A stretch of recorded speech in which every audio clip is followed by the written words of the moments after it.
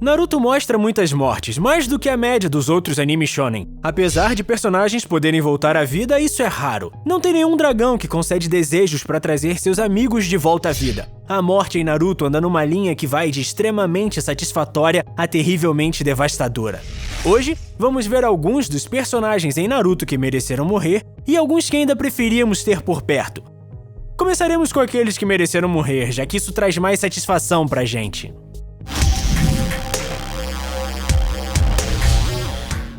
Danzo é o que os escritores chamam de personagem maquiavélico. Alguém que tem boas intenções em governar um povo da forma mais eficaz possível, mas emprega táticas imorais e sombrias para fazer isso.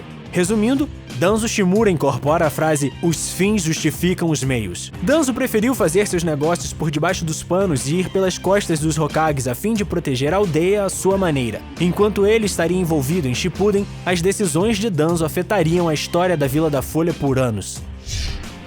Quando as tensões aumentaram e um golpe foi planejado pelos Uchiha, Danzo tomou as rédeas para si. O golpe era para ser interrompido com diplomacia e um membro proeminente do clã Uchiha, Shisui, propôs um plano para a aldeia. Em vez disso, Danzo roubou um dos olhos de Shisui para garantir a segurança da aldeia, ou pelo menos foi assim que ele contou. Talvez seu maior crime e o motivo pelo qual estamos felizes em nos livrar dele é que ele finalmente convenceu Itachi Uchiha a massacrar seu clã. Manipulador, sombrio e sempre agindo por interesse próprio, Danzo é uma figura que a vila não sente saudades. Setsu Negro é um ser que parecia inevitável, não importava o quanto você quisesse que ele não existisse. Formado pela manifestação física da vontade da princesa Kaguya Otsutsuki, gerado depois que ela foi selada por seus dois filhos, Hagoromo e Hamura. Setsu Negro é apenas uma das metades do membro Akatsuki conhecido como Setsu. Setsu Negro é o grande responsável pela briga entre Indra e Asura. Eles se reuniam com Indra e o enchiam de louvores e adulações, levando Indra a buscar cada vez mais poder, o suficiente para rivalizar com o sábio dos 6 caminhos. Essa briga duraria por gerações e em cada passo dessa rixa, Setsu Negro estava nos bastidores com suas verdadeiras intenções escondidas de todos. Em suma, Setsu Negro é um ser de pura maldade e malícia. Devido à criação de Setsu Negro, muitas pessoas perderam suas vidas e nem todas estavam do lado do bem. Setsu Negro era mais uma força da natureza do que um ser com motivações definidas, com a sua única lealdade verdadeira sendo a Kaguya, o que faz sentido, já que foi ela que a deu origem. Precisamos dizer por que essa cobra precisava morrer? Desde o Naruto original, voltando diretamente para os exames Chunin, Orochimaru estava tramando seus planos malignos. O cara tem uma lista de crimes que tornaria sua morte mais do que justificável. Para começar, ele foi responsável pelo ataque à Vila da Folha durante os exames de Chunin, matando o Kazekage das Aldeias da Areia e tomando seu lugar para matar o terceiro Hokage. Sua ambição pela imortalidade o levou por um caminho escuro, usando o jutsu que era proibido para a maioria dos ninjas. E não podemos esquecer toda sua trama para manipular Sasuke para deixar sua aldeia.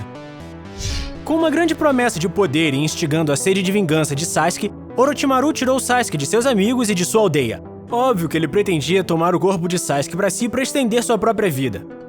É claro, o tiro saiu pela culatra e Sasuke mostrou que ele estava usando Orochimaru tanto quanto Orochimaru pensava que estava usando ele. Sasuke absorveu o Homem-Cobra. Bem feito, foi um final justo para um vilão como Orochimaru. Hidan é o que chamamos de um monstro doentio. A gente podia usar uma linguagem mais adequada, mas a gente está tentando evitar a desmonetização.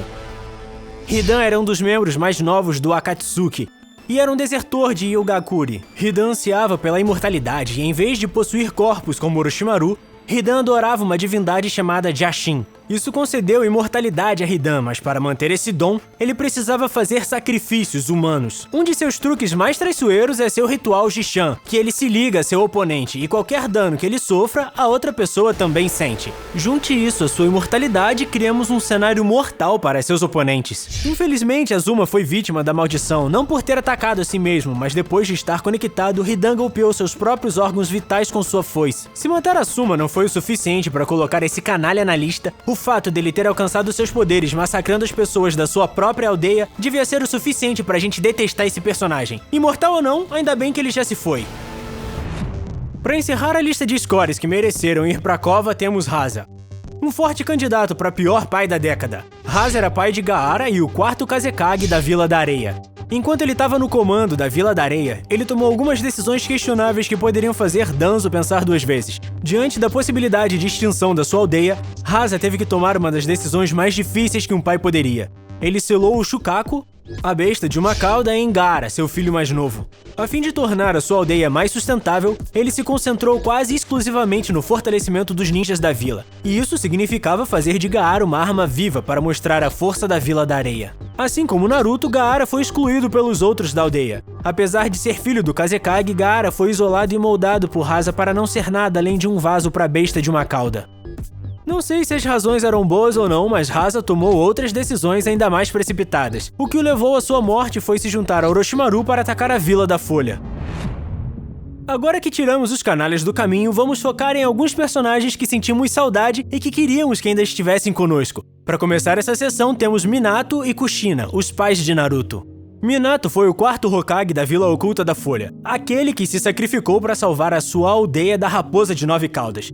O que mais tarde aprendemos em Shippuden, no entanto, foi que o quarto Hokage era o pai de Naruto e a sua mãe Kushina foi o último membro remanescente do clã Uzumaki. Não só essas duas pessoas carinhosas e amorosas deram suas vidas para defender a sua aldeia, mas também fizeram o que puderam para proteger seu filho. E ele ainda teve que conviver com a culpa. Naruto guardou a besta que ameaçou quase destruir a Vila da Folha. E foram seus pais que deram a vida para garantir que isso não acontecesse. Queríamos que eles ainda estivessem vivos no anime, tipo, só pro Naruto poder ter a chance de ver os seus pais em carne e osso apenas uma vez. A tragédia de Itachi e Uchiha é simplesmente uma triste e longa história de traição e tristeza. No início não tínhamos nada além de desprezo pelo irmão mais velho de Sasuke, principalmente pelo que ele fez.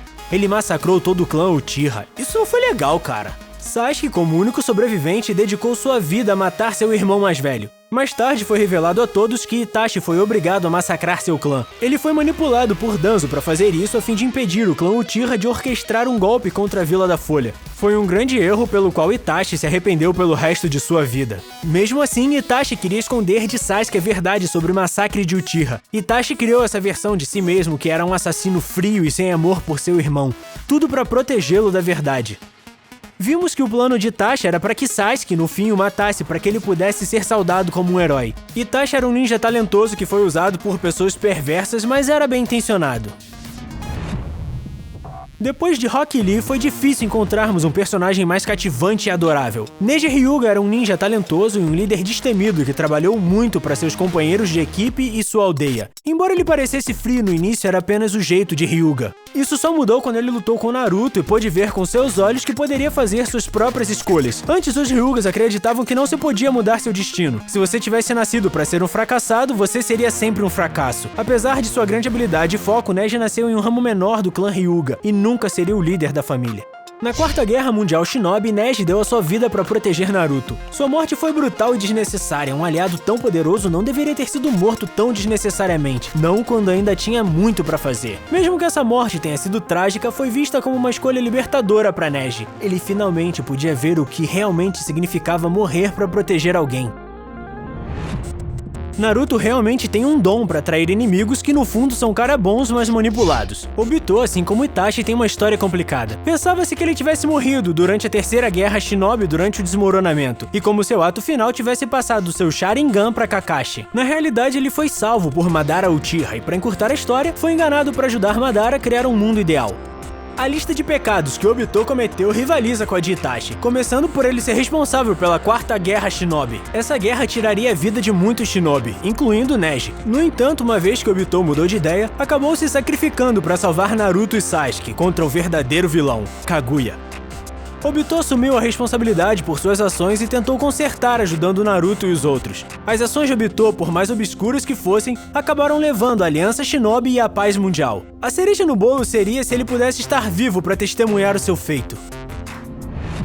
Por último, e sem dúvida a perda mais trágica de Naruto, a morte de Jiraiya. O mentor de Naruto e também super pervertido sábio dos sapos, Jiraiya foi um recurso inestimável para a Vila da Folha. Como mentor de Naruto, ele o ajudou a aprender o Rasengan e a alcançar o modo sábio. No entanto, toda a sua sabedoria e travessuras joviais chegariam ao fim quando ele se deparou com os 6 caminhos de Pen. Apesar de seu poder, o maior trunfo de Jiraiya eram suas habilidades de espionagem. Ele deduziu a verdadeira identidade de Pen, mas descobriu tarde demais. Antes que Jiraiya pudesse avisar alguém, Pen o matou. A morte de Jiraiya foi um golpe duro não só para os telespectadores, mas também para Naruto. Aceitar a morte de seu mentor pelas mãos de Pen foi demais. Mais tarde, na série, quando guerreiros do passado estavam sendo reencarnados, Kabuto seriamente considerou trazer de volta Jiraiya para seu lado. Talvez tenha sido melhor que Jiraiya não tenha reencarnado como outros ninjas do passado, mas o que muitas pessoas queriam era que Jiraiya nunca tivesse morrido. Como outros dessa lista, você foi tirado de nós muito cedo. Essas foram algumas das mortes mais satisfatórias e mais dolorosas em Naruto. Qual foi a sua favorita? Se você pudesse salvar um personagem, quem seria? Conta aqui pra gente nos comentários abaixo e não se esqueça de se inscrever no canal do Se Liga pra ficar atualizado com todo o nosso conteúdo de anime. E obrigado por assistir!